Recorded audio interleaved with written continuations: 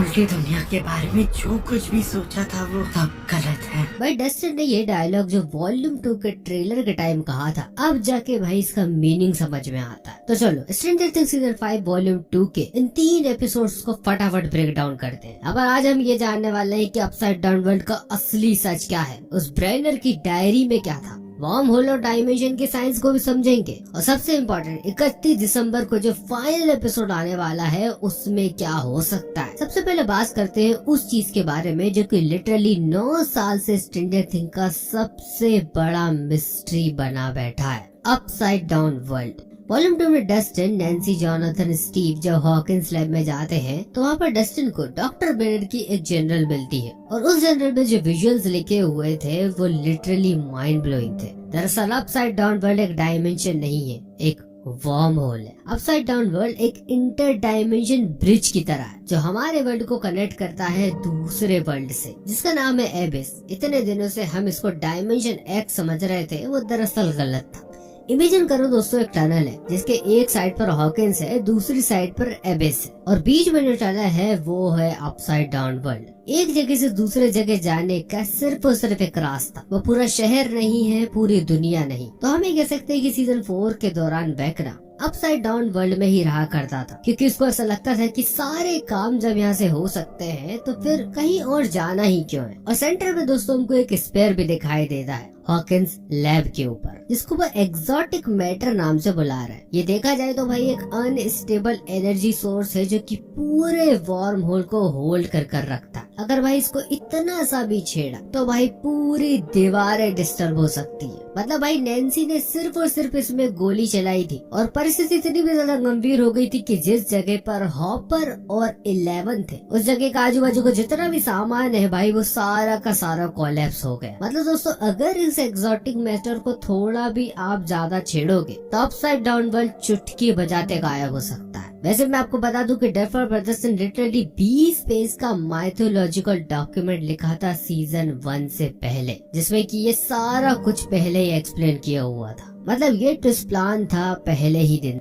अब बात करते हैं दोस्तों उस जगह की जहाँ से कि एक्चुअल में सब कुछ आया हुआ है, दी एबिस, जिसको डफर ब्रदर्स डायमेंशन एक्स के नाम से भी बुलाते थे। ये वो एक्चुअल वर्ल्ड है जहाँ से कि माइंड फ्लेयर, डेमोगॉर्गन और सब मॉन्स्टर आए हुए हैं। और सबसे इम्पोर्टेंट बात, ये वही जगह है जहाँ पर कि 11 ने 1979 में हेनरी क्रील को भेजा था जब वो एक छोटी सी बच्ची थी। और कहीं ना कहीं यार अब जाके वो बात समझ में आती है कि हेनरी क्रील को जब उस जगह पर फेंका गया था तो भाई वो इतना ट्रेवल कर वहाँ पर क्यों गया। अगर अपसाइड डाउन वर्ल्ड दीवार के जस्ट उस पार है तो उसको दीवार के जस्ट उस पार गिर जाना था, लेकिन नहीं भाई वो बहुत दूर तक ट्रेवल करता है। जब हेनरी एविस में पहुंचा तो उसने अपने आप को वेकना में ट्रांसफॉर्म कर लिया। वहाँ पर माइंड फ्लेयर को उसने एक शेप दिया और फिर वहाँ से अपसाइड डाउन वर्ल्ड के थ्रू वापस पहुंचा हॉकिंस तक। यहाँ पर दोस्तों एक स्टेज प्ले में ये हमको बताया भी जाता है कि यंग हेनरी क्रील 1950s में बचपन में गलती से डायमेंशन एक्स में चला गया था,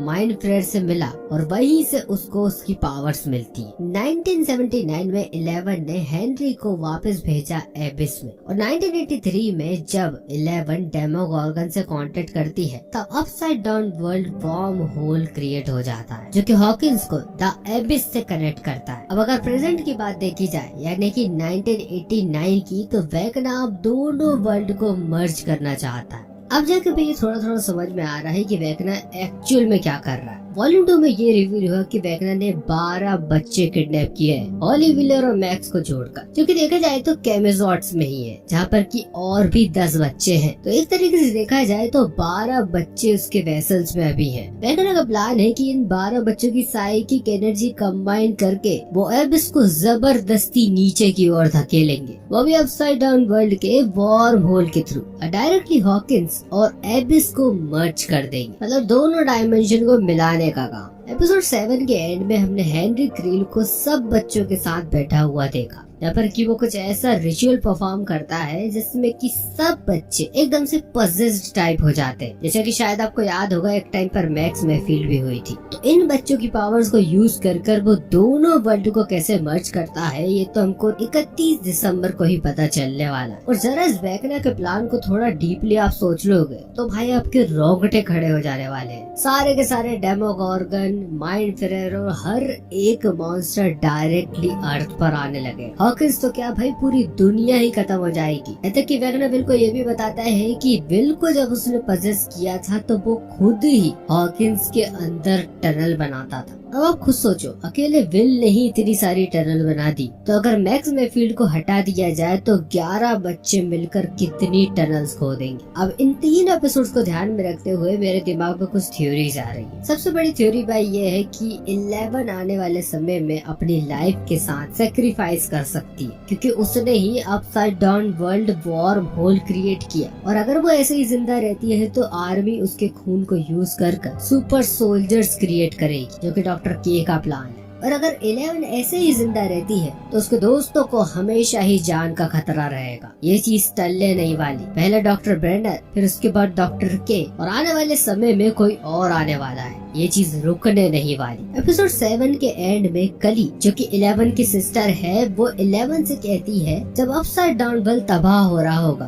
तो हम भी उसी के साथ तबाह हो जाएंगे, ताकि आने वाले समय में मिलिट्री इनको कभी भी एक्सप्लॉइट ना कर सके। जो कि भाई देखा जाए तो बहुत ही ज्यादा दुखद मूवमेंट होने वाला। लेकिन यार पता नहीं, मुझे ऐसा लगता है कि ऐसा कुछ भी नहीं होने वाला। डबल ब्रदर्स चाहते तो इस सीक्वेंस को बाद में भी बता सकते थे कि कली और 11 की कभी ऐसी बात भी हुई थी, लेकिन उन्होंने भाई इस सीन को पहले क्यों बताया। हो सकता है कि भाई सब लोग 11 की तरफ ध्यान रखें और खत्म कोई और ही हो जाए। बाकी इससे पहले वाली वीडियो में मैंने ड्रैगन वाली थ्योरी के ऊपर आपसे बात की थी। अब मुझे ऐसा लगता है कि भाई थोड़ी थोड़ी चीजें बदलेंगी। माइंड फ्लेयर रियल विलन हो सकता है, या फिर कि वेकना एक्चुअल में एक विक्टिम निकले और रियल विलन माइंड फ्लेयर ही निकल जाए। यहाँ तक दूसरे एक स्टेज प्ले में हमको ये भी दिखाया गया था कि माइंड फ्लेयर ने हेनरी की बुद्धि भ्रष्ट की हुई है। क्या पता हो सकता है वही रियल विलन। बाकी दोस्तों सीजन 2 का हमको एक बहुत ही शॉकिंग सीन दिखता है जब हॉली हेनरी की मेमोरीज को एक्सप्लोर कर रही होती है तो वह गड्ढे में जाकर गिर जाती है। तब कि दोस्तों हमको वही यंग हेनरी क्रील दिखाया जाता है जो कि सिर्फ एक 8 साल का बच्चा है। उस मेमोरी में हम ये देखते हैं कि वो एक सूटकेस के पीछे लगा हुआ है। अब आने वाले समय में इस सूटकेस के बारे में बात होगी या नहीं होगी ये तो पता नहीं, लेकिन stranger things the first shadow play में इसका बहुत अच्छे तरीके से जिक्र है। उस ब्रीफ केस में मिलिट्री टेक्नोलॉजी थी जो कि डायमेंशन एक्स से सीधा सीधा कनेक्टेड थी। ये टेक्नोलॉजी एक्चुअली प्रोजेक्ट रेनबो का पार्ट थी, लेकिन 1943 का सीक्रेट नेवी एक्सपेरिमेंट जिसमें की एक शिप जिसका नाम था USS एलरिच, जो कि एक्सीडेंटली डायमेंशन एक्स में चला गया था। जब 8 साल का हेनरी एक्सीडेंटली उस ब्रीफ केस को ओपन कर उस टेक्नोलॉजी के साथ खेलता है